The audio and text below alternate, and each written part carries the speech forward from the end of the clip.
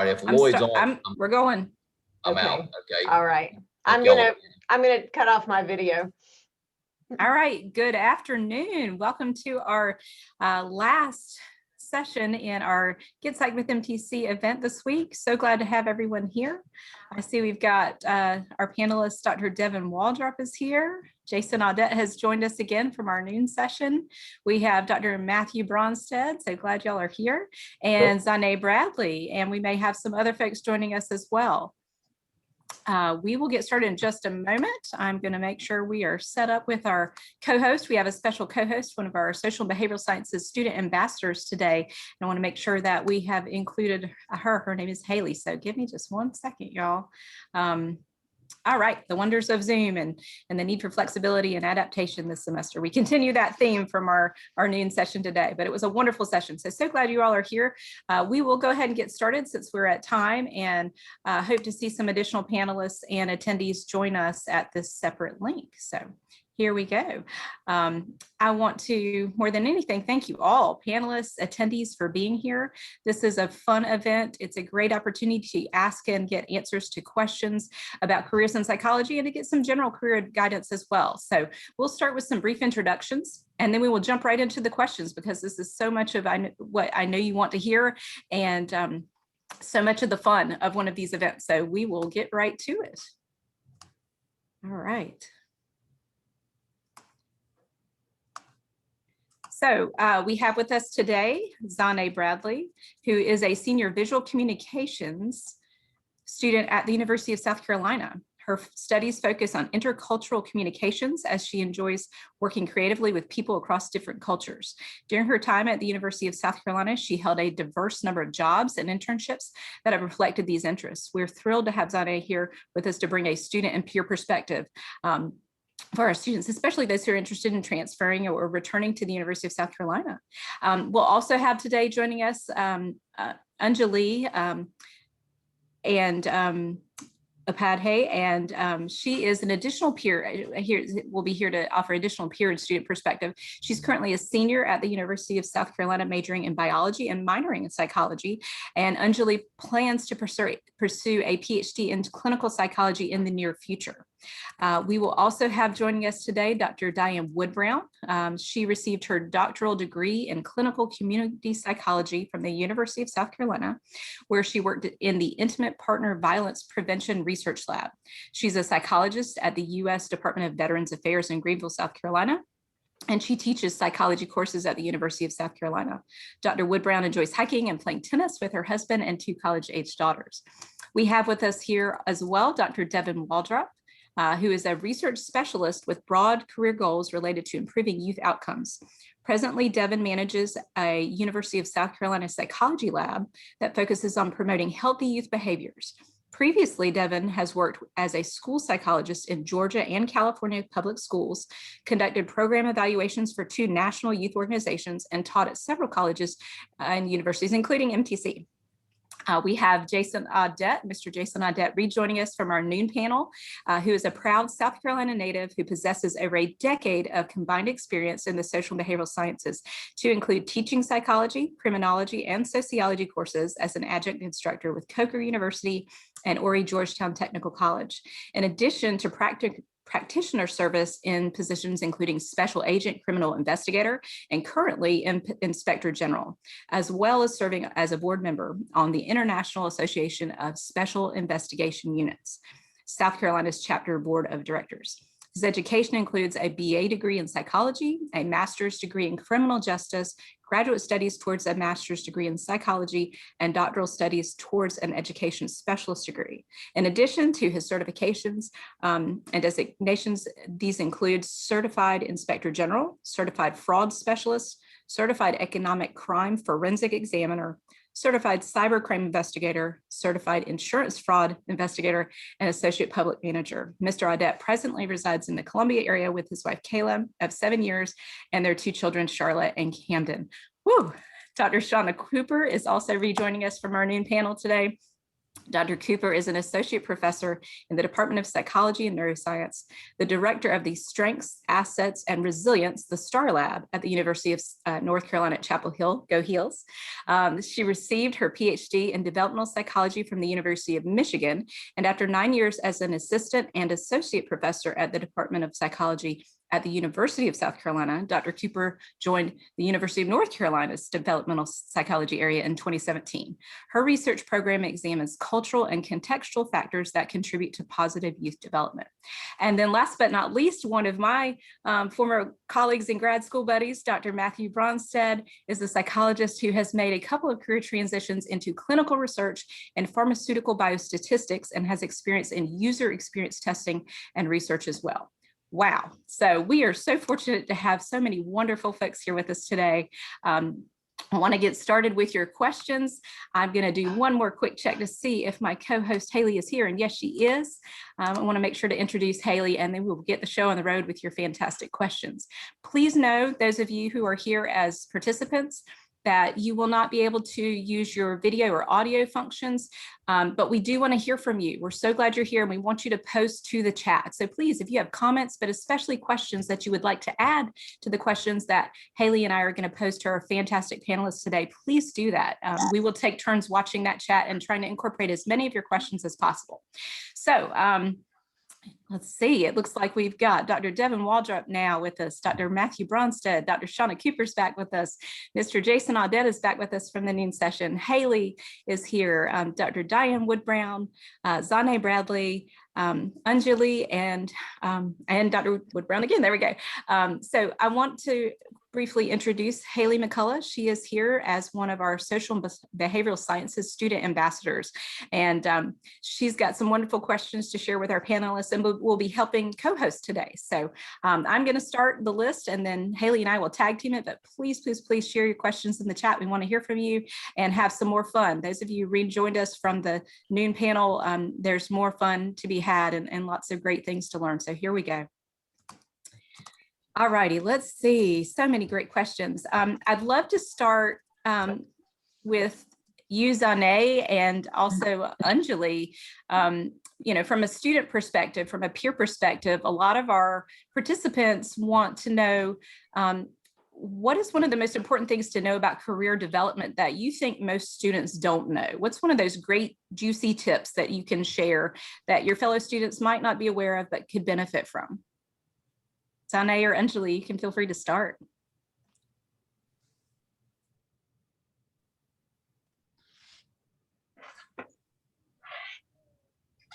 Hi, thanks for having me also.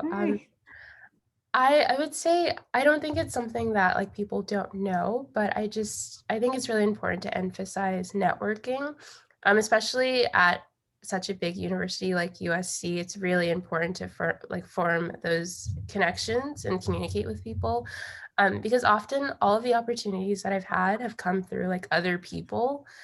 So really like building your network and reaching out to people who are doing things that are similar to what you want to do in the future or things that you're interested in. That has helped me a lot, and that's something I would definitely emphasize. Hey everyone. I would like to add on to what Zane said. So I know that like when students first move from high school to college, it's a big transition. So they kind of take the freshman year as a year to just, you know, transition into the new environment.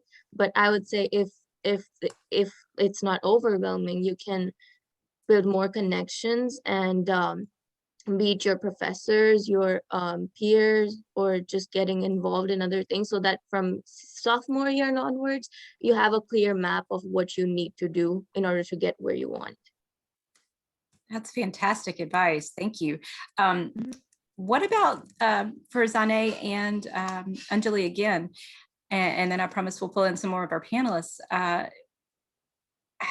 How did you find as a student some of the most important opportunities in terms of career or professional development that you've found or have come to you? You know, how do we find these things that we're so looking for as students to develop a professional identity, to figure out what it is we want to do to gain experience?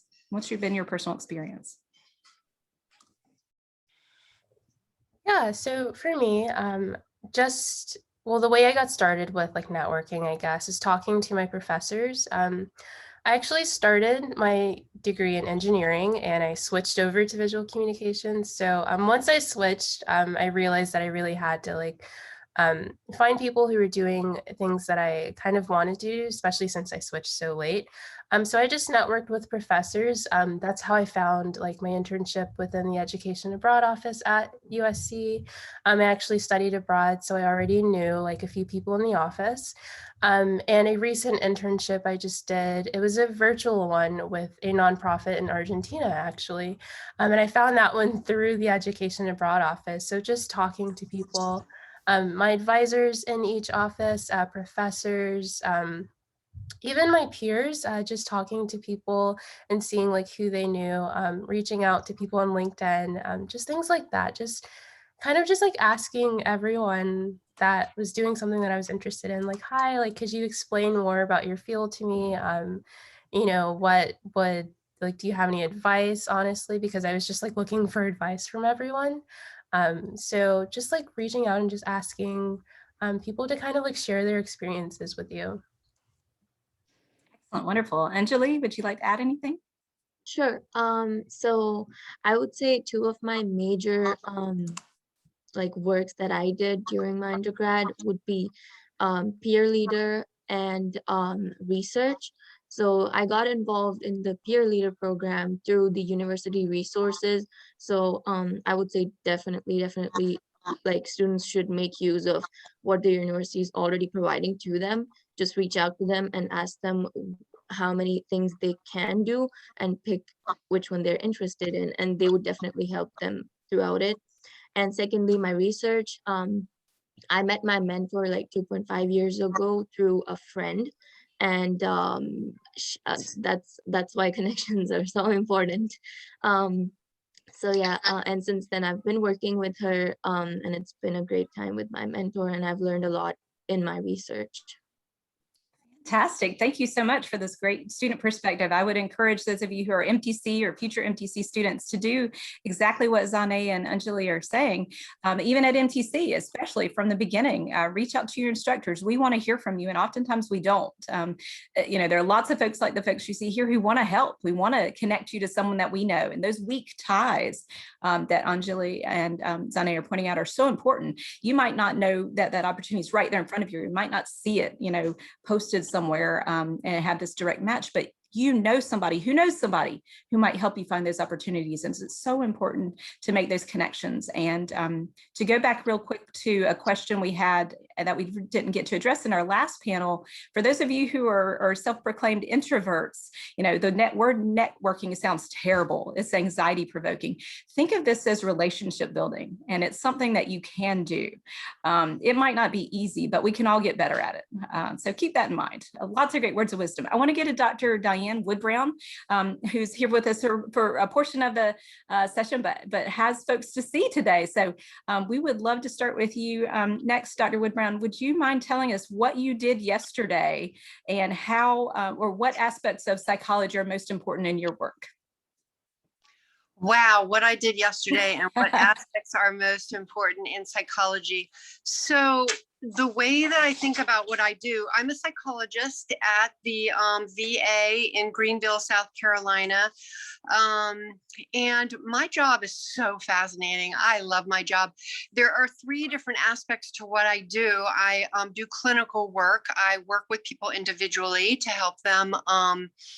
And secondly, I do assessment, which is, a scientific way of determining what's going on with people, and to help build an evidence-based plan for getting them to where they want to be. And then there's the research piece. So those are all, I don't get to do as much research as I'd like to, honestly, in what I'm doing, but I am doing some, and that's cool. And what I see, mostly I do the clinical work, which is basically heightening people's awareness of what it is that they need or they want. Helping people, a lot of times people don't take the time to figure that out, or their lives are just kind of happening to them, and to give them a space to just reflect and collect themselves about, where they are emotionally, what they've been through, where they want to go. It's a little bit like career development. Like, where do you want to be, and how are we going to get you there? And I love it. What did I do yesterday? Well, I'm packed with patients at the VA. They really don't have enough providers. I think there are a lot of jobs available in psychology at the VAs, but they do work us a little harder than I'd like. But it's fascinating. I saw 7 people yesterday, and the people had everything from PTSD to schizophrenia to borderline personality disorder to depression, anxiety, everything you can imagine. And so from an intellectual point of view, it's fascinating to me from a scientist's point of view. And just from a person who wants to help make a difference in this world, it feels really awesome also, because I'm there, with people on their journeys. It's wonderful. Did that answer your question? That's fantastic. And I'm actually going to add one more, since we're shorter on our time for you. Then I promise we'll move on to more of our panelists. So many folks to hear from. Dr. Woodbound, we have a really interesting question that a lot of folks were interested in that I want to share. What's the most hopeful thing that you've seen in your work?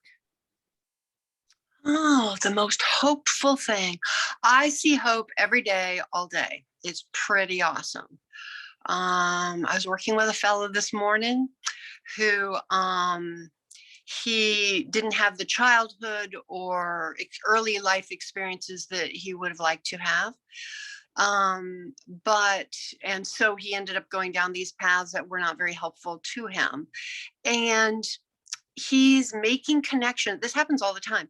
People start to make connections between what they're thinking, what they're feeling, and what they do with their lives, the decisions they make.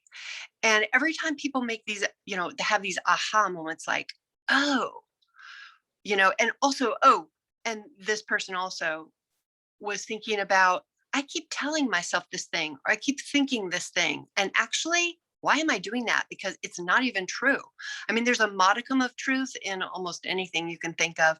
But actually, if you take something apart, you can quickly figure out that a lot of times we're telling ourselves things that really aren't realistic or true, and they're not helpful. So I see that all day long. It's wonderful. Fantastic. Thank you so much. We appreciate it. Let's see. Let's move on to Dr. Matthew Bronsted. Hey, Matt, it's so good to see you. Hey, it's great to see you, Angela. How are you? I'm great. Wanted to, one of the most common questions we've received from our audience, both before the session and in classes, our students, et cetera, our local community, folks thinking about careers, is this idea of transition. You have done a fantastic job in your career of gaining new skills, moving from one area to another. Folks really want to hear your perspective on, how do I do that? One part is, how do you know when you're ready for a big change? Moving from one area to something completely different. And how do you do that? How do you move from one area that seems so very different from someplace that you might go next? And anywhere you want to take, that's great.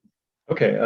Well, I can't say that any of this was, you make it sound like it's well planned out. And I assure you it's not really. I went into academics thinking that I wanted to be a professor, and I knew that the reality is that there are a lot more PhDs being generated than there are jobs for. Our mentor, Dr. Judy Langlois at University of Texas, she had a very good, kind of broad kind of like a way of looking at this is that there's really a job for everyone, and so.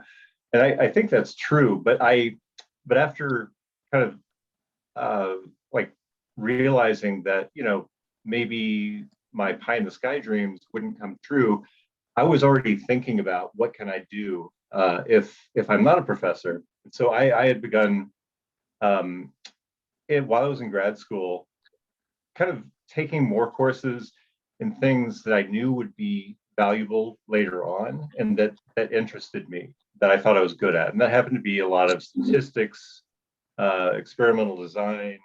I saw that usability was becoming kind of big. And so I just kind of got ready for, not being a professor at the same time as like trying to be one. And so then, you just have to kind of make the most of your opportunities later on, and so sometimes you don't know that you're ready for a transition, but maybe you're burnt out or something, or, or job ends suddenly. Oh, it's transition time, because there's no funding left. That's kind of the general painting with broad strokes there. But there's a lot of things that psychologists can do. And if you find some stuff that interests you, then you can maybe delve a bit deeper and saying, what are the practical applications of this work? And how can I get more education on that? Fantastic, Matt. I have one more question for you because there was so much interest there, and then we'll move on to some more folks. Do you mind commenting a little bit? Some of the folks out here want to better understand some of the things that you've done. What is this user experience research? How do you do clinical testing, clinical trials? Feel free to pick a few. Okay, sure. So the sort of practical applications of psychology that I was interested in, and I got some experience in. There's user testing, and it's kind of called UX, or user experience testing now. This is the evaluation of different types of devices or different processes where a scientific mindset can help you evaluate such things. And so this could be evaluation of websites for how easy they are to use. This could also, so one of the things I was doing back at UT in graduate school, I was looking at how people who have low vision, how they're able to navigate websites because they're not able to use the graphic interface. So that's one type of problem that you can look at in a fairly controlled setting. You can bring people into the lab and watch them interact with a website where they have to do certain types of things, like go onto a e-commerce website and try to buy something. What are the sort of things that you need to do on commerce websites? And then you see, where are the hiccups happening? So this is something that can be studied in a qualitative way. You could also study it quantitatively. But there's also a whole other aspect of this, testing medical devices. So there are tons of great medical devices being manufactured, and they need to make sure that not only are they easy to use, but nobody is hurt as a result of using these devices. So that's a couple of things there. When it comes to clinical trials, and what I'm doing now is I'm kind of a biostatistician, doing a lot of analysis of clinical trial data. And to get into that, they're like the company I work for now, we have internships, and we look for people who have programming experience, who have some knowledge of experimental design, statistics, and it was something that it wasn't easy to get into. This was kind of my foot in the door job at this, but it's a lot of very detail-oriented work because we're basically putting data sets and data analyses into the format that the FDA wants to see it in. And so you don't want to make any mistakes, because if you're being contracted by Pfizer to do some work, get a coronavirus drug vaccine approved, then you don't want to set the company back 6 months because you made a mistake in the paperwork. That not only can put your small organization at risk, it can, all the people at Pfizer are going to hate you. So it's extremely detail-oriented work. But that's where I think psychologists, we get a lot of training to do things like basic stats, linear models, from t-test correlations on up. And once you kind of get a taste of that, then you can see, hey, is this something that that I think I'm good at, that I can do more at. When I went to graduate school, I ended up taking tons of stats classes. So that's how I got prepared for that. Fantastic. One quick follow-up, Matt. A big follow-up question. Does user experience research apply to games that are out there for our gaming lovers? I believe so. I don't really know anything about that. I know they do a lot of user testing on games. It's a billion-dollar industry, so they don't want to make a lot of mistakes. But yeah, you hear about games that come out that flop, and you wonder what happened there. Did they not test that extensively, or? But I know nothing about it. I assume they do a lot of user testing. I don't know how to break into that or anything like that. But if you're determined, then maybe that's something that you could get into by starting to look at user testing. Does your school offer any those types of classes? We don't in MTC, but we've got a lot of folks who are probably planning to take their next steps and are interested in that sort of thing. So yeah. Okay. More words of wisdom. We appreciate it, Matt. Let's see, Dr. Thank you so much. Dr. Shauna Cooper, let's go back to you.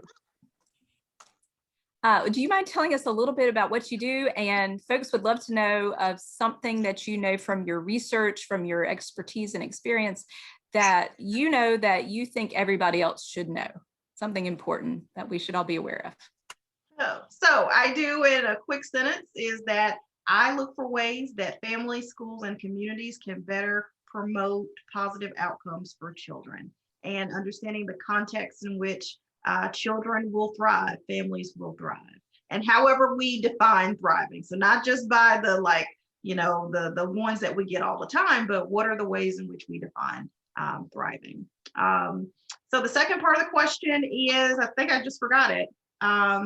Remind me. Something that based on your research or expertise that you wish everybody knew, that we'd all benefit from knowing as well.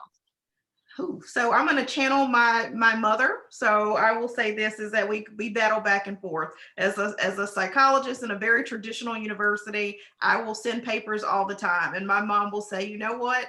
Who paid $1 million? I could have told you that because my mom's not a professor. She's just has been around many, many years. So with that said, I will say is that what I often say is that science as we study it, yes, is great, but it is most meaningful when it connects to how people live every day, right? And that when we have a scientific question that does not connect to how people live, that's where we have all sorts of discrepancies in terms of understanding the ultimate importance. And it is our responsibility as scientists to do the work to make sure that our questions connect to how people experience it in the world. Fantastic. Thank you so much. More great words of wisdom. One more follow-up for you, Dr. Cooper. Let's see. Gracious, now I'm forgetting so many good questions. If I'm a student who's interested in having a positive, influence on youth development in particular, doing some of the types of things that you do, what kinds of experiences do you think students should be looking for right now to follow the kind of path that you followed, to be able to do someday what you're doing? So I would say is, trust your, so if you're interested in youth development, is that, for grad school, for, whatever training, is that, yes, there are various various experiences that one can have. So that could be working in applied settings. That could be working in a research lab. I often tell students is that oftentimes I get students who worked through their college career because they had to, but they worked in settings that were directly related to what they wanted to pursue. And the issue often is, how do I compete, or how do I make this sound as good as someone who has been doing, all of those things that people list? So we spend a lot of time talking about those are experiences too.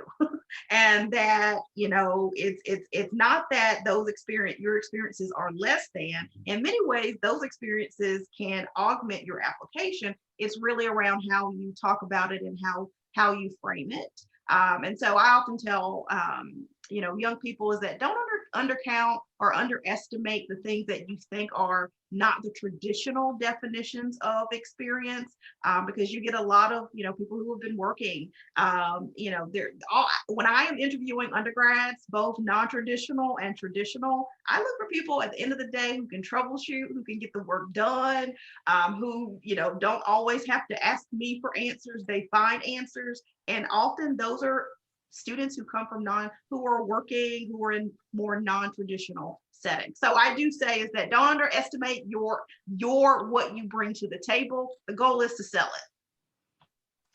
Well said. Such important advice that I think I didn't get until much later in my career. So count yourselves lucky, students out there who are learning this now from Dr. Cooper and others. Thank you so much.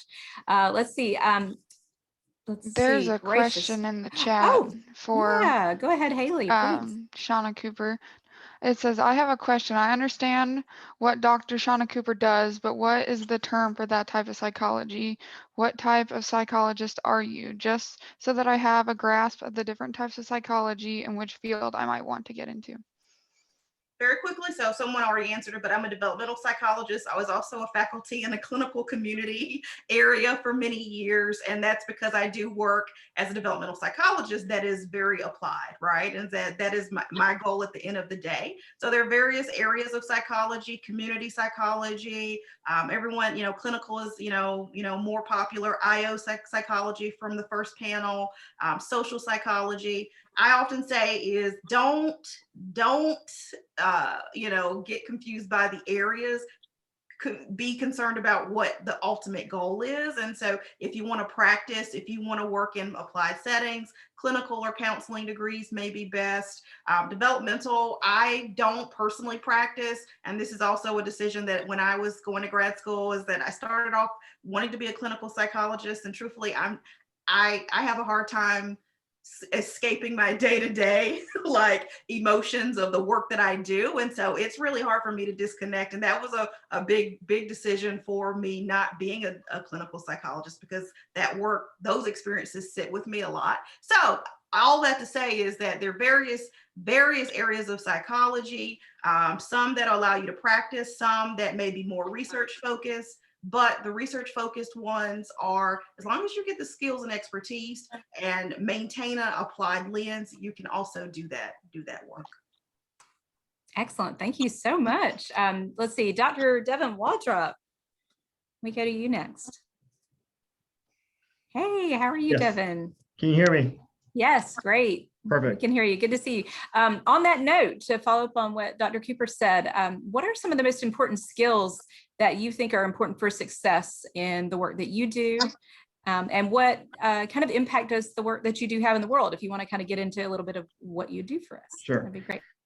So I'm a former school psychologist. A school psychologist, for those that don't know, we basically worked practicing school psychologists might work in the school system, help essentially any class of students that need help. So traditionally, school psychologists have helped the special education kind of group of students, that class of students. But in the last 10 years or so, there's been more of a push for school psychologists to kind of expand their scope and reach and help kind of the general education population as well. So I stopped doing that several years ago, probably similar to Dr. Cooper. I recognized that this is a very draining career, kind of emotionally, stress level wise. So I need to do something a little bit different. So my current position, I support research projects at the university level. So I'm currently at the University of South Carolina. I probably support Dr. Cooper. This might have been a former colleague of yours, but Dr. Nicole Zarrett, she's got a multi-year project that's funded through NIH, essentially assessing how can we promote physical activity in adolescent youth. So my day-to-day job is a lot of managing a research lab. We have about 40, 50 people that we have working on projects. That includes undergraduate students, like some of the ones on our panel here today, as well as full-time staff, as well as full-time university faculty, so other doctoral level researchers. So all of that coordination, it takes a lot of interpersonal skills. So to come back to your original question, Angela, I'd probably say that the top skill that I need to have is to be able to work with lots of people across a wide range of ability levels, skill levels, disciplines, working with 18-year-old undergraduate students all the way to senior faculty at USC. And then on top of that, I've got to be able to use those skills out in the field. Our delivery model, we work with after-school programs, working specifically with boys and girls clubs, school-based after-school programs. So I've got to go out into these various South Carolina communities and convince parents, convince after-school counselors, convince kids that what we're doing is important. We recruit them into the study, we study them for the duration of a year, and then all of that information comes back to this larger kind of multi-year study that we're conducting. So long story short, you've got to be able to work with people. That's a little bit soft skill. That's not necessarily a hard skill, but if you can't work with people, I would say there's probably very few careers that require very little social interaction. Thank you so much, Devin. To add to that just a bit, one more question, and then I'm going to go back to Dr. Wood-Brown before she has to leave us. And then Haley, I'm going to turn it over to you to pick up with Jason Audette. Okay. Let's see, Devin, in terms of application in the world, what positive impact do you see on the human condition of the work that you do? So for my particular position right now, we're promoting physical activity in youth. That's not a hard sell to most kids. So we'll go into these after school programs. They might otherwise be doing some programming, but a lot of times in these after school programs, the kids might be on their phones, texting or using an app or playing a game or something like that. So in terms of the application, I really do get a lot of value and joy out of seeing kids understanding the value of physical activity and movement. We know that physical activity leads to so many long-term health outcomes that are positive. So not only related physically to your physical well-being, but emotionally with your emotional regulation, better sleep, cognitive boost. Kids will do better academically. And in the past year, I think that's probably been amplified a bit with everybody being on Zoom. I know we're on Zoom right now. We're probably all tired of being on Zoom at this point. But giving kids an opportunity to kind of interact with their physical world, interact with each other, socialize, and move, it's really kind of rewarding in that sense. Wonderful. Thank you so much, Devin. All right, Dr. Wood-Brown, before you have to go, real quick, let's see. This is a really interesting one, and we could focus on high school or college, but a question of great interest. If you could have done something differently in high school or college to better prepare yourself for your career, what would it have been? Well, that is such an interesting question. I have a very unusual career trajectory. So I don't think there's any way I could have prepared in any other way, really. My story is that as a young person, I really wanted to help change the world. This was my thing. So you had asked that 15-year-old question, what did your 15-year-old self think you'd be doing? Right. I wanted to run political campaigns. I wanted to find people who could help change the world and be a part of this. So that's what I wanted to do as a teenager. And so that was what I did first. That was my first career. And I did that in Boston, Massachusetts for a while. And at the same time, I was always interested in the human mind. Like, why do people do what they do? Why do they do what they do? Why do they think what they think? All of these questions were always going into my mind. And I did this in a writing way, like a fictional, whatever. What am I trying to say? My next career is what I'm trying to say, was as a fiction writer. I was a writing fellow at Stanford University. I was a creative writing fellow. That was my second career, because I wanted to explore the human mind through writing and like stuff like that. And then it was only a little bit later that my third career came into view. And this was kind of putting everything together. For me, I wanted to make a difference in the world, but I really wanted to understand a little bit more how people think and behave. And so I wanted the science behind it. So that was when I said to myself, I need to get an advanced degree. I need to learn more about the science behind this. And that was why I chose clinical community psychology as a psychology degree, because I was interested in the human brain and how people think, but also very much involved in communities and politics, society, we're a social species, right? And so all of that came into play. So I'm just a weirdo. I've been all over the place, and this is where I've I've landed, but I'm still interested in the other things. I still do the other things. And that was actually, I wanted to make sure to point this out. Someone else may have already or may plan to, but I think that in terms of career development, something that's really helpful, and I've paid attention to this most of my career. I'm very happy with all my decisions, even though it's a little weird, my career, but flow. There's something called flow. And I think it's really important to pay attention to what drives you. Okay. This is a state, it's a mental state, flow. And it's like, what feeds you? Like, what do you do? Are there things that you do that like time flies? Hours later, you're like, oh my God, where did all the time go? And if you have those kinds of experiences, pay attention, because that's probably going to guide you in making the best career choice for you, in addition to paying attention to what you're good at, what you're not good at, things like that. Yeah, so there's my little story. Thank you for that, Dr. Wood-Brown. Lots of great words of wisdom. One more for you if you have the time. I do. Okay, What time? great. Yeah. We're at 12:40. Okay. What was your first win that made you confident that you were doing the right thing in your career in terms of your interest? Okay. Well, just a win recently was I'm very interested in writing and the therapeutic impact of writing as an intervention. And so some of my research has to do with what are the benefits of expressive writing your story, telling your story on paper. And so I'm doing that research with a team at the VA. And I just had a great meeting with people, and I thought to myself, wow, yep, I'm doing the right thing. It's really fun. Wonderful. Thank you so much. So good to hear so many wonderful stories and points of inspiration.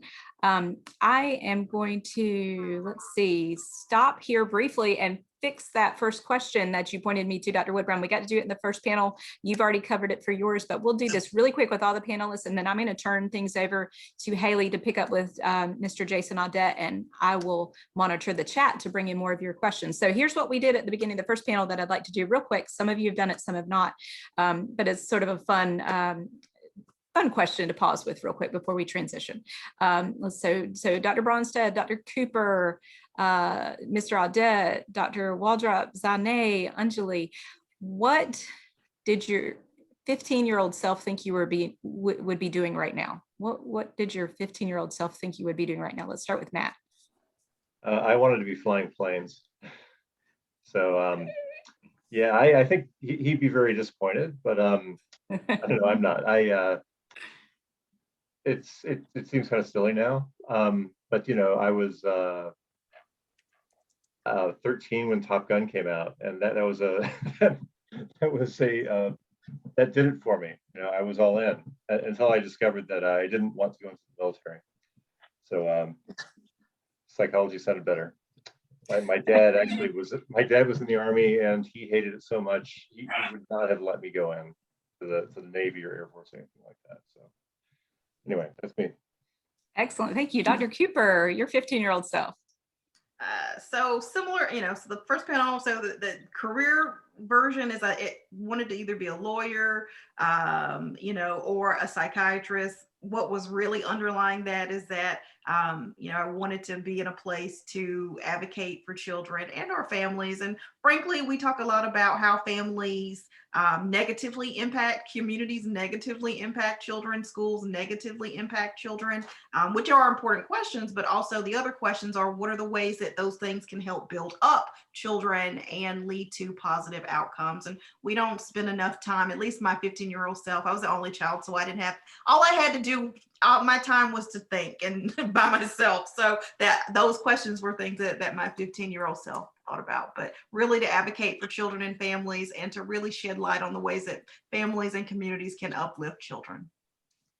Fantastic. Thank you, Dr. Cooper.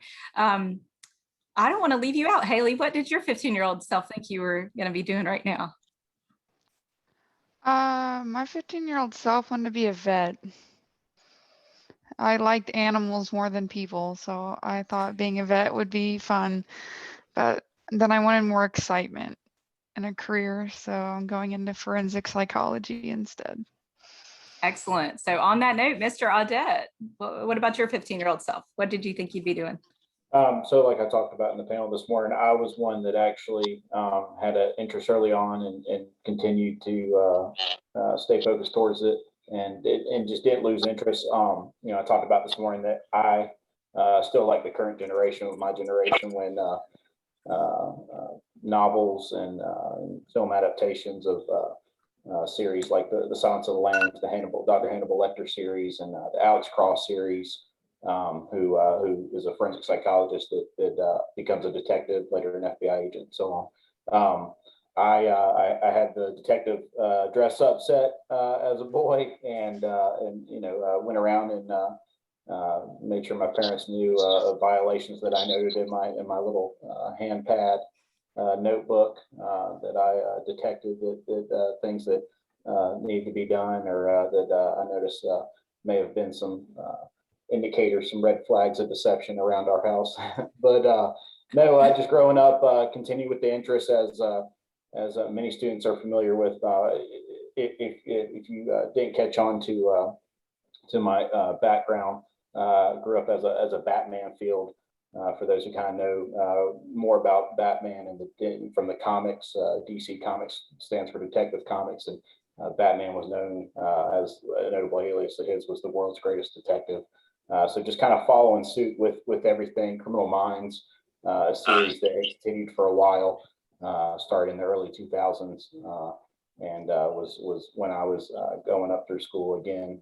Glamorized, you didn't know at the time that it wasn't what it seemed. Certainly I was like many who go into this field or go into criminology and want to be that homicide detective, not understanding the hours you actually work and the things you're actually exposed to, traumatic things that you're exposed to.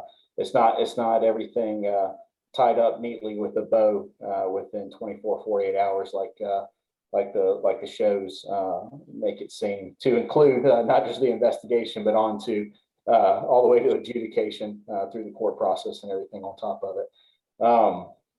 But yeah, just at an early age, found the interest and stuck with it. And obviously I've gone, if for my background being more of the what's considered the white collar area of forensic psychology or fraud, fraudulent deception, found that to be not as much exposure to some of the nastier side of what you see in the criminology field, especially when you get into, as I mentioned earlier, things like violent crime, homicide, sexual assault, those types of behaviors. Everybody wants to go after those serial killers, like the movies and TVs portray that. That's exciting. But when you actually start to get exposed to it, when you've attended a child, infant autopsy and things like that, you quickly realize reality sets in. You're like, yeah, this isn't something that I actually want to do day in and day out. I've worked with cybercrime. I've worked with investigators with like the AG's office, for example, who their job day in and day out is to look at child pornography. And so, as you can imagine, that's a special group of people that do that job. They certainly aren't paid enough and aren't recognized enough for doing that day in and day out in their job. But something that I could not do. But again, something that's glamorized in the in media and in pop culture. And so, just as far as kind of adding some advice to this question as well. Do your research, and it does have its fun, exciting parts, but just know it's like many other fields. It's not like TV in the movies. You're going to get to a point where you're going to have to balance family and other obligations as well, and you'll realize quickly the things that you need to accomplish. You can't do in as quick of an amount of time as they make it seem out there in TV land. So. Thank you, Jason. Lots of great perspective there in that answer. Dr. Wood-Brown, I know you have to leave us, so I want to thank you so much for being here today. I wish we had a whole week to do this, but so appreciate your contributions and you being with us today. Thank you. Thank you so much. Bye-bye. Bye, everyone. Good luck. Thank you. All right, Anjali, how about your 15-year-old self? What did your 15-year-old self think you would be doing right now? So, when I was 15, I first moved to the States from India, and I was very certain that I wanted to go to medical school. And that is why still my major is biology, but I took Psych 101, and as Dr. Woodbrow mentioned earlier about the flow, and I instantly was really fascinated by what all the human brain can actually do and like how it could be observed in real life through human behavior. And that kind of just automatically made me take more psychology classes, get more involved. And I realized that I wanted to study psychology, not just to get good grades or get some output out of it, but just to know out of curiosity that how is this thing happening and why it's happening. So that's why I could spot the difference, like students are told that you would know when it's something that interests you, but it's sometimes confusing when the only thing you're studying first, let's say, is biology. You'd be like, am I interested in this or not? So I would say just like if you compare the two, something that drives you to like learn more, um in spite of like knowing whether you're getting some good grades out of it or like a specific output out of it, that's something that actually interests you and you should go forward with. Wow, thank you, Anjali. Such a great example of intrinsic motivation, and I think you really speak to a question that a lot of students have about, well, how do I know? So it's so good to hear that from another student. Thank you. How about you, Zane, your 15-year-old self? And then we're going to turn it back over to Haley and let her start back with Jason Audette. Yeah, so I feel like my answer is not as traditional as everyone else's, but when I was 15, I think I actually wanted to be like an animator. I'm an artist, and I also love telling stories, and I was really interested in that field. I also wanted to be an architect, a little bit more practical. That's actually why when I got to USC, they didn't have an architecture major, so that's why I went into civil engineering. I kind of wanted to focus on the structural aspect of it. But after 2 years, I kind of realized that that wasn't exactly where I wanted to be. So I guess now I'm like, as a visual communications major, my field is definitely very creative, and I'm still like doing storytelling. So it's kind of similar back to like that motivation behind wanting to be an animator, just working with like different mediums now. So I guess it's like a cool, like full circle kind of thing. Absolutely, you ended up where you needed to be. Thank you so much, Zane. Haley, I'm going to turn it over to you if you're able to unmute and let you pick up with our questions. I'm going to monitor the chat, y'all, so please bring those questions and comments into the chat. We'll try to incorporate those. Haley, we've got a good bit of time left to get at least one more good question to everybody from our list. So if you'd like to pick up with Mr. Audette, please do. Thank you. Yeah. Before I talk about the question, before I ask the question, I want to talk about Mr. Audette when you were explaining about what your 15-year-old self wanted to be and how forensic psychology isn't like it is in the TV shows and everything like that. I've had many people tell me, it's not like it is in the show, like Criminal Minds, it's not like Law and Order, but I don't know what drew me to forensic psychology. I love serial killers. I find serial killers fascinating. I have books. I love the documentaries on Netflix. But I worked in a nursing home in high school. People are like, you have to be around death. You have to be around mutilated bodies. I washed elderly people's bodies when they passed away. Like, obviously they weren't mutilated and everything, but like I've had elderly people pass away right in front of me. When I was like 15, I got this job. I had it for like 3 years in high school. So it just, being around death doesn't really faze me. Like, obviously I'm gonna see bodies that are mutilated and it's gonna scare me, and yeah, I understand that, but I think working in the nursing home kind of helped me get used to being around death. So yeah. My question is, what/who has helped you get to where you are, and what advice would you have for others who want to set off in a similar direction?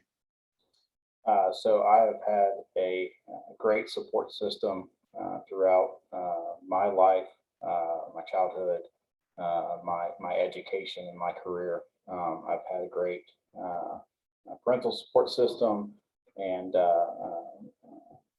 friends through education and college that colleagues that I can rely on. and certainly professors, teachers and professors. We talked earlier about career development and networking.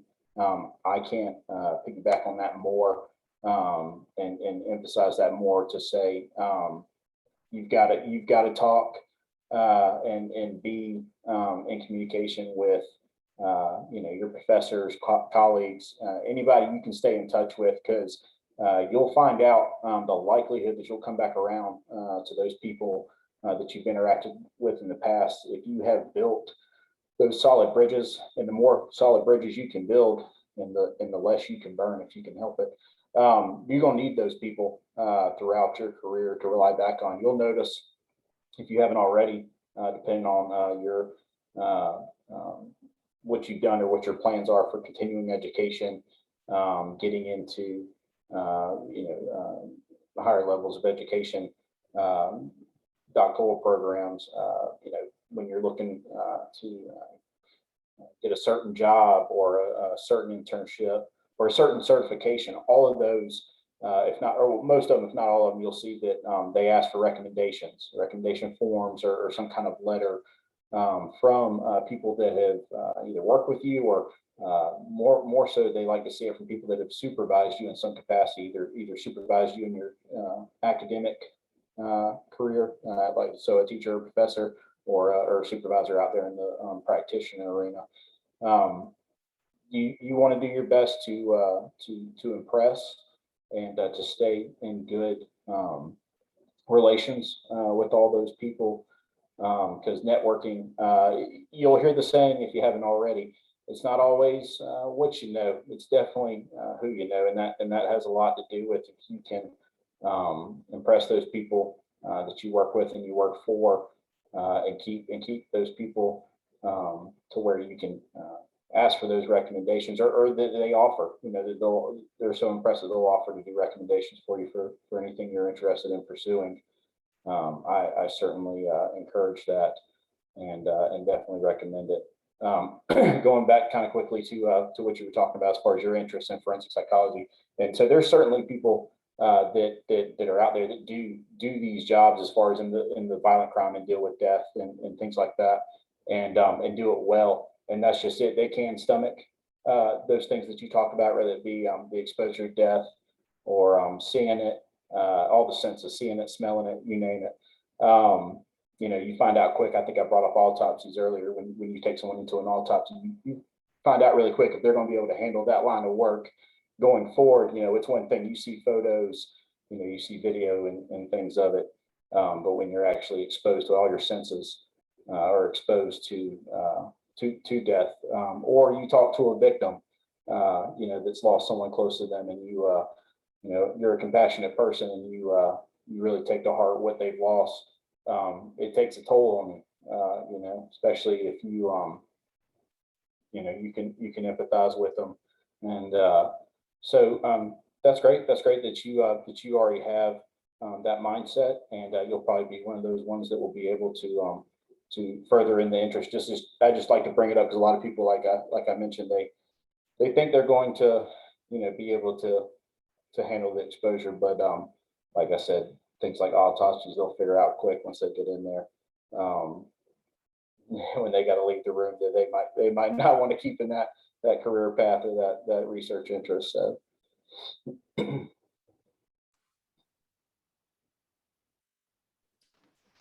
Thank you for answering that question. Haley, do you mind if I ask you to go to Dr. Waldrop real quick next for the next question, because I believe I skipped him for his 15-year-old self, so I apologize for that, and I'll be quiet and let you do your thing. At 15, I was a fool at 15, so I probably thought I wanted to be like a teacher or a lawyer.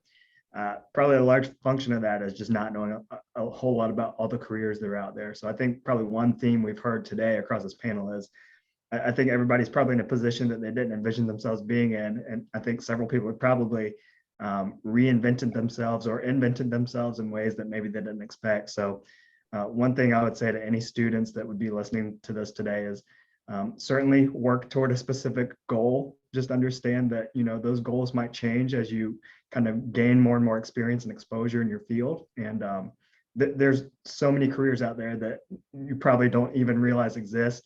And some of the careers you end up in might not even exist today. So just understand the job market's very dynamic too. I'm very happy what I'm doing though now, even though I'm not a teacher or a lawyer.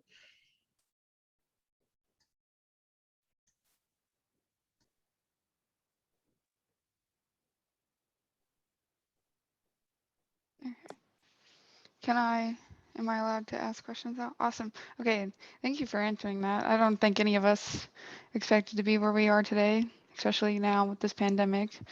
Dr. Cooper, what is the biggest challenge in your career / area at the moment? So I'm trying to say I have a real answer and then the answer I may or may not give you. I think, truthfully, and I say this in all my spaces, is that, I'm in a very, in a university setting that is a very, very traditional in terms of how they view outreach, how they view the connection between science and action, science and practice. And so I do consider that to be a very real challenge that I talk about all the time, right? And so I came into this field very sure about one thing, is that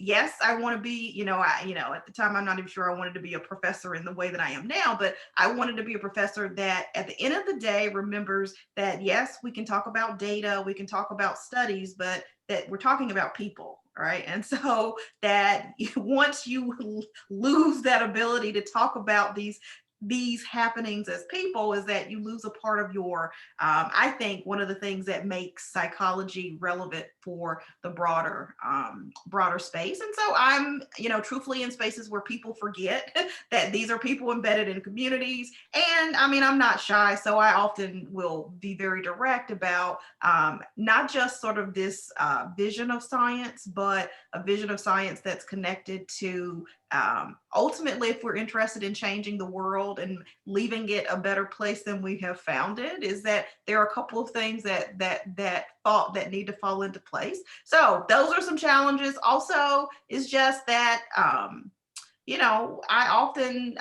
do a lot of community-based research. And so I work with communities. I spend a lot of time establishing relationships with communities. And I also will say is that universities can make that harder than it has to be in terms of community connections in ways that are sustainable and lead to change. And so part of what I do now is both the community work, but also trying to make sure we have structures so students can have those opportunities, other faculty can have those opportunities. And so I think that sometimes some of this is a structural challenge of not forgetting what you came to do and sticking to what you said you were going to do in your space and not letting that leave you. So.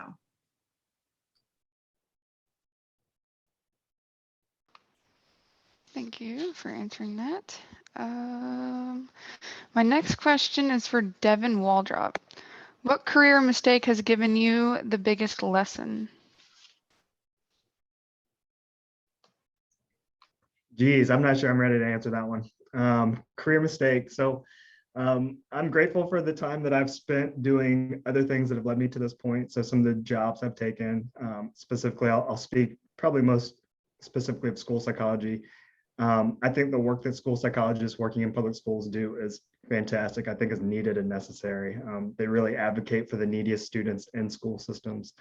That being said, it might have been useful for me earlier in my graduate training, or maybe even before I even began my graduate training in school psychology, to go and shadow as many school psychologists as I could have done. So one thing that I know that for all of you who are looking at specific career paths, I would suggest try to shadow people that are in those careers, people that enjoy their careers, as well as people that maybe don't enjoy those careers, and understand maybe some of the strengths and weaknesses of that individual, of what you need to have to be successful in that career. School psychology is interesting because as a field, I think it kind of brands itself as one thing.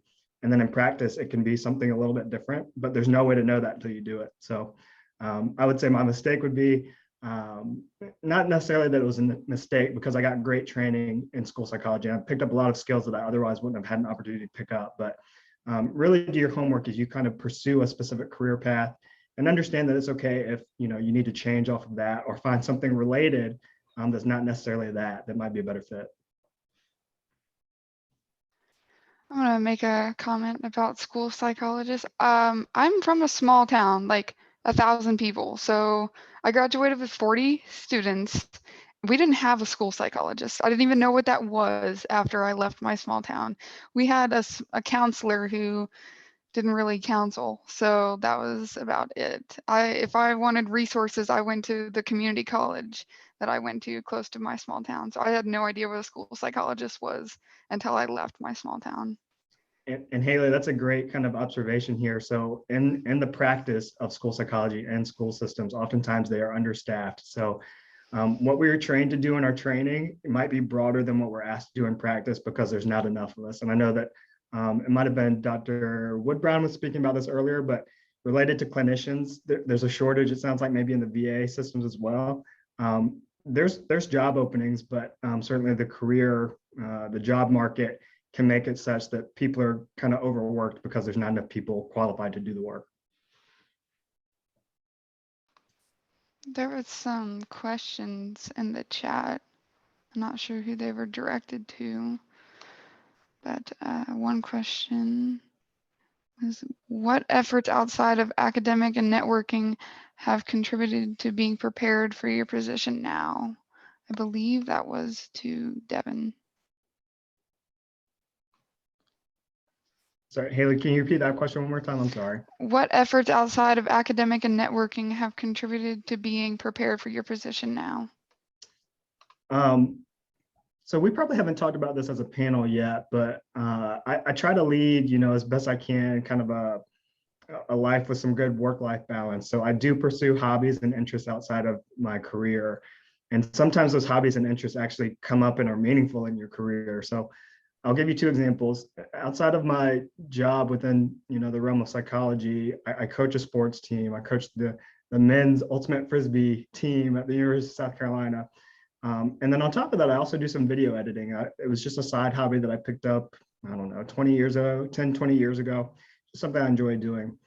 And both of those skills have actually been meaningful in my career, particularly more recently, as COVID has forced everything online. Part of our research lab has had to create online content to give to kids in after-school programs virtually. So we've done a lot of video content creation this past year related to physical activity. I've created so many YouTube videos that, like, I'm tired of being a YouTuber. I'm ready to be back in person. So related to that question, having a broad skill set sometimes is useful, even if you can't anticipate how those skills might be useful. So video editing, being technologically savvy, understanding how to use like different e-platforms, Google Classroom, and things like that, and integrating all those skills will make you useful. So kind of regardless of the path you take, I know everybody on this panel is taking different paths. Having a broad skill set will make you valuable, will lead to innovation, will help you be better at your job than if you're just very narrowly focused on one thing.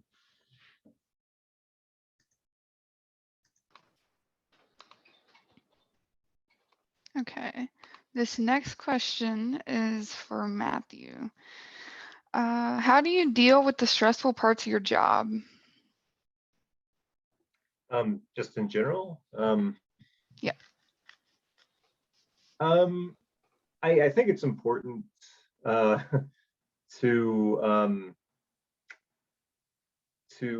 be able to compartmentalize your work life. And, you know, you're going to have stressful events, whatever kind of job you have. There are some jobs that are going to be easier than others. You know, how do you, I think there are lots of good resources for dealing with stress in general. I think for me, exercise works very well. I try to exercise daily, and I feel like that makes me, you know, I can definitely tell like days where I have not, you know, biked or, you know, haven't been to the gym since the pandemic started, but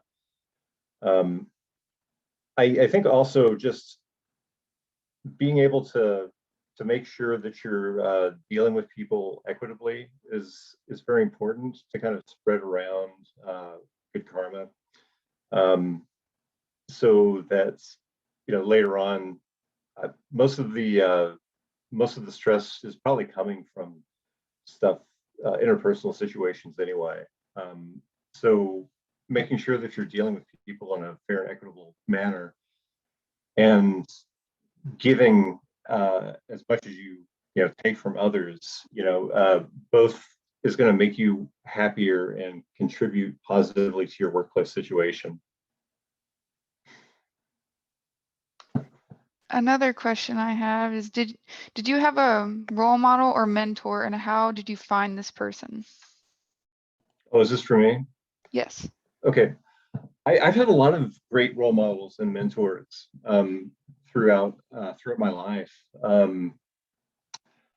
I feel like, mainly through school and employment, you come across people who might have some wisdom to give, and if you're receptive to that, people appreciate being listened to, and being able to be of help.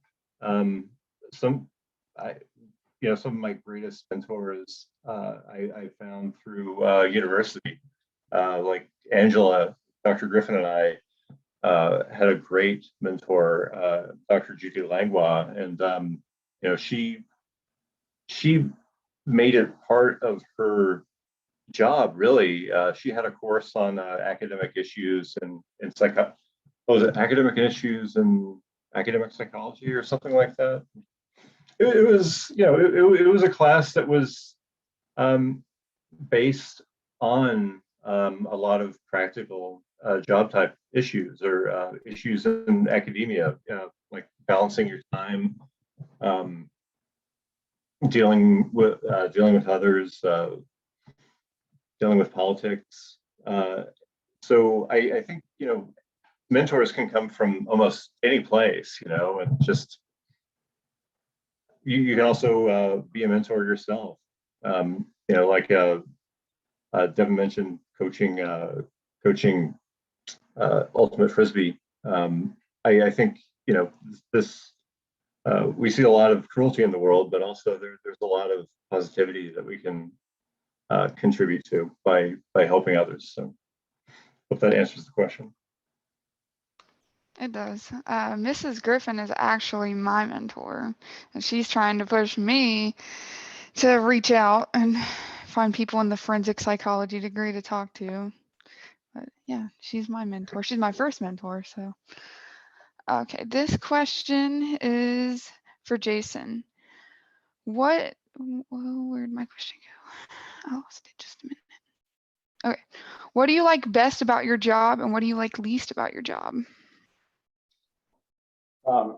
So best about my job. So I either talked about this earlier this morning, or if I didn't already on this panel. So a lot of my job, my investigative work in my area of forensic psychology is the investigative interview, talking to people, getting their statements, but whether it be a victim, a witness, or a subject, a suspect, trying to get the information to either uncover a crime that's been committed, or investigative cases of harassment in the workplace.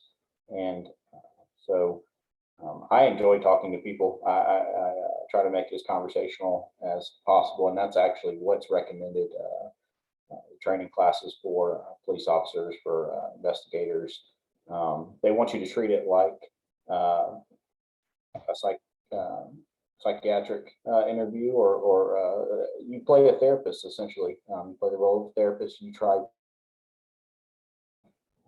find an agreeable comfort level between you and the person you're talking to, because you want them to feel like they can reveal things to you that you won't judge them on. You want to be compassionate. You want to be empathetic.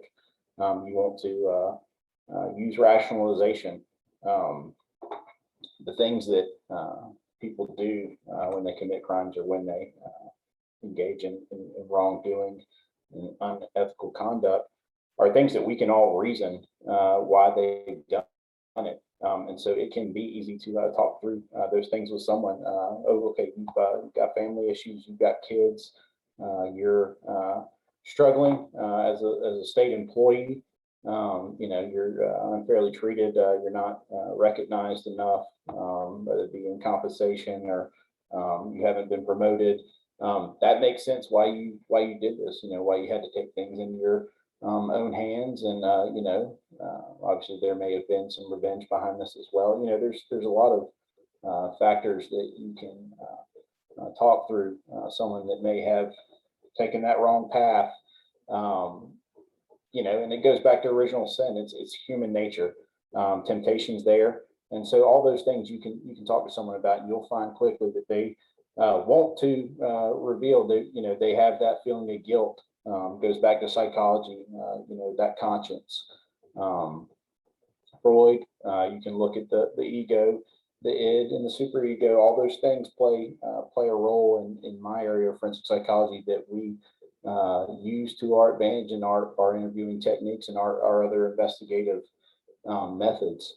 And trying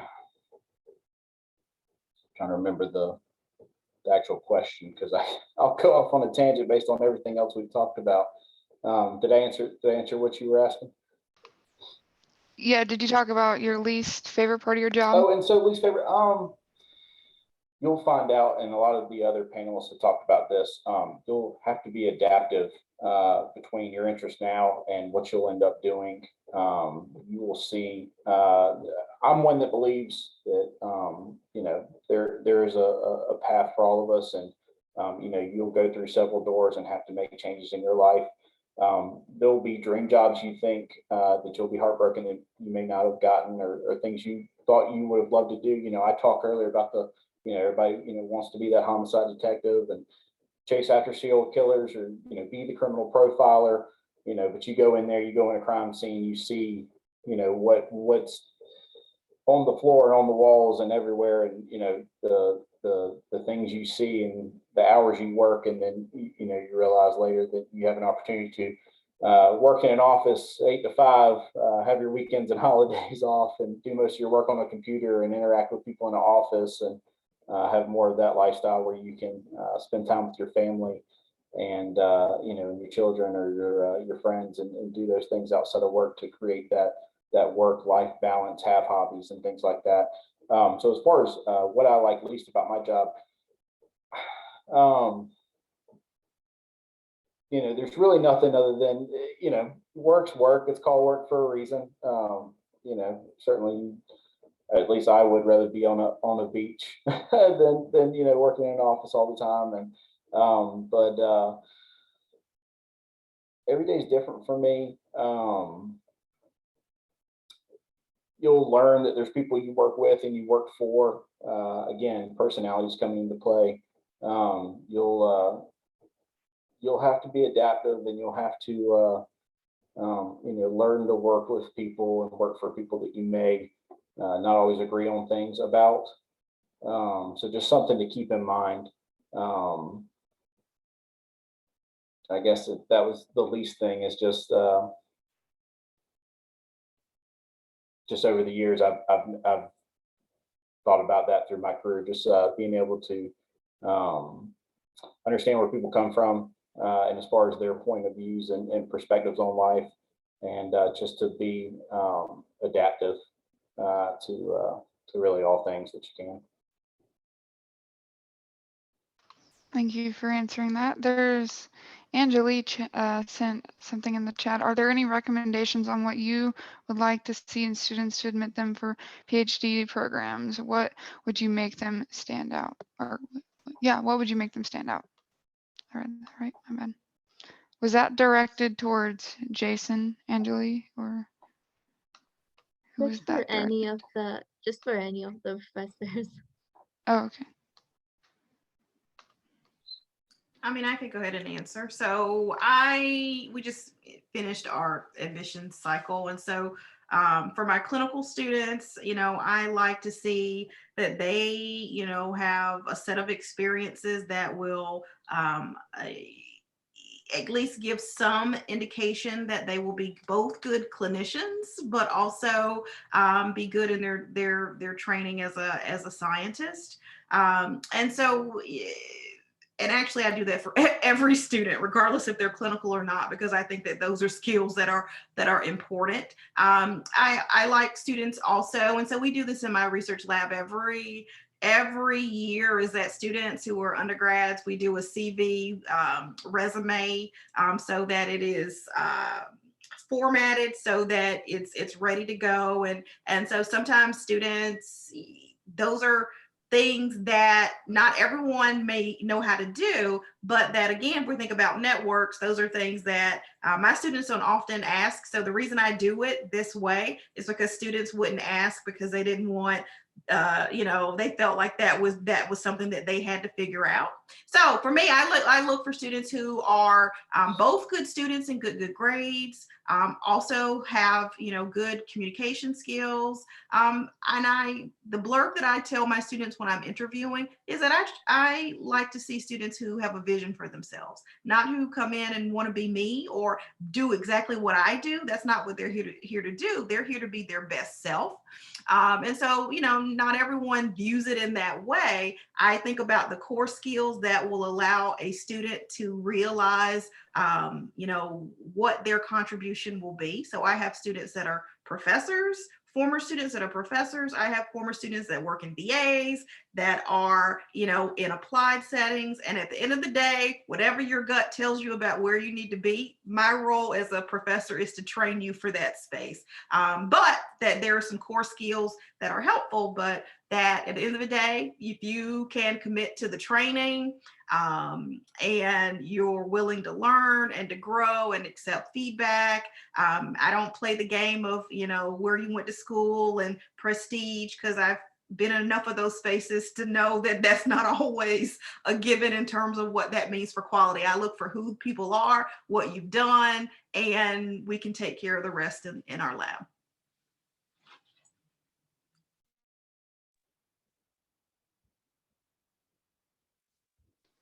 Okay, I'm gonna thank you for answering that. I'm gonna spend the last 9 minutes asking the two USC students this question.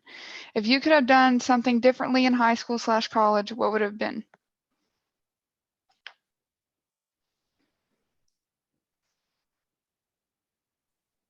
I think I can go first.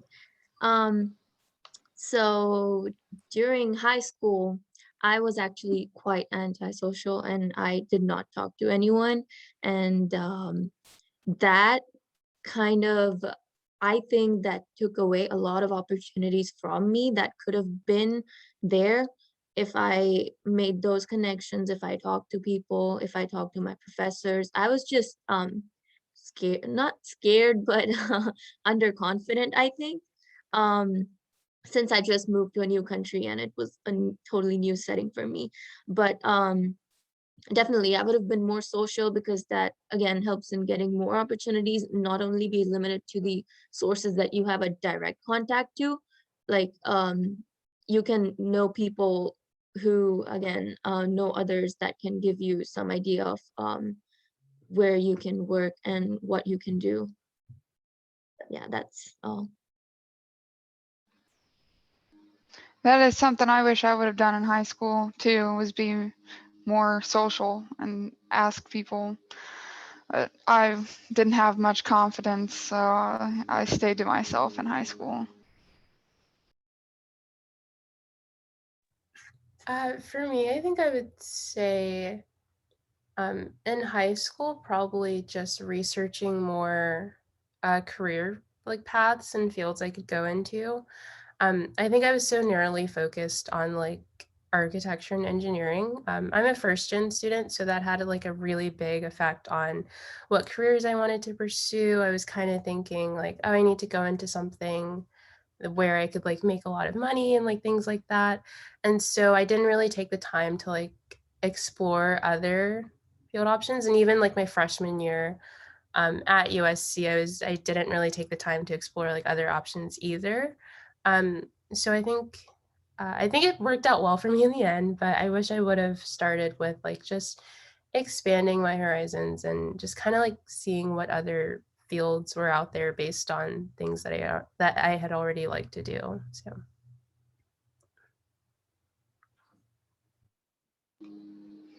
Thank you for answering that. Okay. Look at more questions to ask.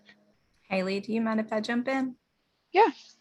I think just to wrap this up, something that I love to do in here is what and I've done in a class often called a whirlwind, just 1 or 2 words from everybody. I would love to hear what psychology means to you.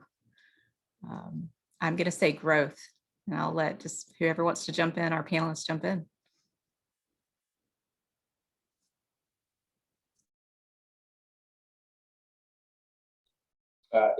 In a word, as far as of psychology for you, growth, for me, understanding certainly has helped me wrap my head around, as some of the other panels, one in particular had mentioned, just understanding better why people do what they do, and the reasonings behind them, and cause and effect and everything. So for me, understanding as far as associated with psychology is.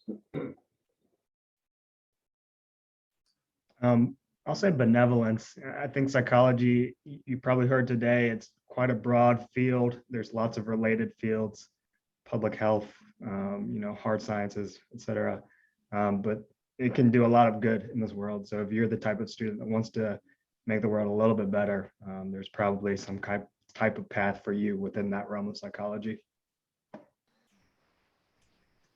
I'll say change and impact. So in terms of being developmentalist of the changes that we have across our lifespan, but also thinking about our ability as psychologists to influence change and have impact. And however we view impact is that, however we define it, is that impact is can be had, and some would argue should be part of the discussion. So I'm going to say eye-opening.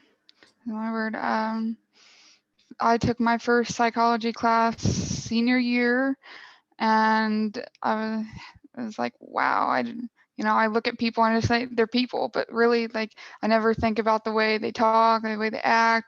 And now taking Dr. Griffin's social psychology class, it really, like, every chapter has opened my mind, like, wow, we're more than just people, there's more than just us talking and interacting with each other. You got to dig deeper, and it's really interesting. Yeah, I guess I can echo some of that. Oh, sorry. Didn't mean to step on you, Anjali. Go ahead. Okay. Yeah, I think from being a young person, and I was a young person once, and you kind of wonder, what is the world about? And it's a social world. So to me, psychology was a lot about understanding other people around me, and trying to understand just all these artifacts and reflections of ourselves that we deal with on a daily basis, and organizing that and looking at it in a scientific way was another aspect of that. But yeah, it's just kind of I see it as like being as big as our social worlds.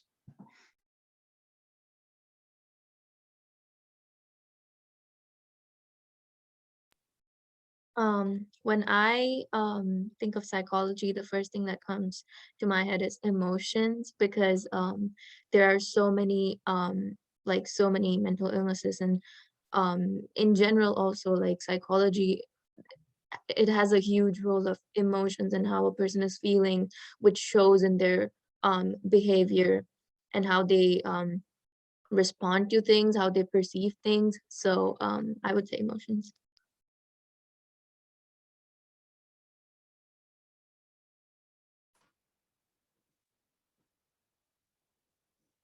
Sane, anybody else want to chime in? You're welcome to.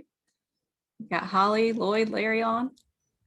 Sure. I don't really know a ton about psychology, but I think the word that comes to mind, just based on what I've heard today, is mindfulness, and just being aware of, like, the behaviors of the people around you, and also, like, within yourself as well. is my understanding of it. Angela, I'll jump in and just number one, say a huge thank you to all of our panelists for a fantastic job. This has been so wonderful, and thank you for sharing so openly and honestly your experiences and your path that's taking you there. I do want to thank Haley especially for her great job in helping us field the questions. Just really well done. I would say my word for psychology is becoming. It's about how we come from where we are to where we want to be. And it's a fantastic tool to help us all. So thank you all for your part, and appreciate it, and just wish you all the best. Thank you. Thank you. Thank you all for being here. What a great way to end. Again, thank you to Dr. Matt Bronsted, Dr. Shauna Cooper, Haley McCullough, Mr. Jason Audette, Dr. Devin Waldrop, Diane Woodbrown, who had to leave a bit early to get to patients, Zane Bradley, and Anjali.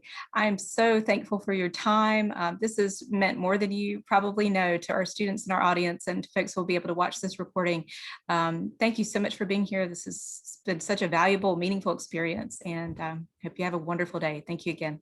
Dr. Take care, everybody. Oh, yes. If we still had just a quick moment, since Haley had an interest in forensic psychology, I just wanted to make sure she knew Dr. Griffin could certainly provide you with all my contact information. I'll certainly be rooting for you with your goals in that area. If there's anything I can help clarify more or guide you on, certainly if you want to chase down serial killers and you want to look further into how you can gain those skills and experience in that, I'll certainly do what I can coaching you or putting you in touch with the right people so you can get better clarification on that and get your questions answered on what that looks like and how you can achieve getting in further into that specific area. Okay, so by all means, if she can provide you with my information, you contact me anytime if you want to talk any further about any of that. Okay. Thank Will you. do. It means a lot. Thank you. Thanks for your time today. Yes, thank you so much. See, networking right before our eyes, y'all. Exactly what we're talking about. How fantastic is this? Thank you for all the wonderful comments in the chat. We're at time. Thank you all for being here. Our participants, those who posted in the chat, those who watch it in the future. Thanks again. Take care. Everybody have a good weekend. You too. I'm safe.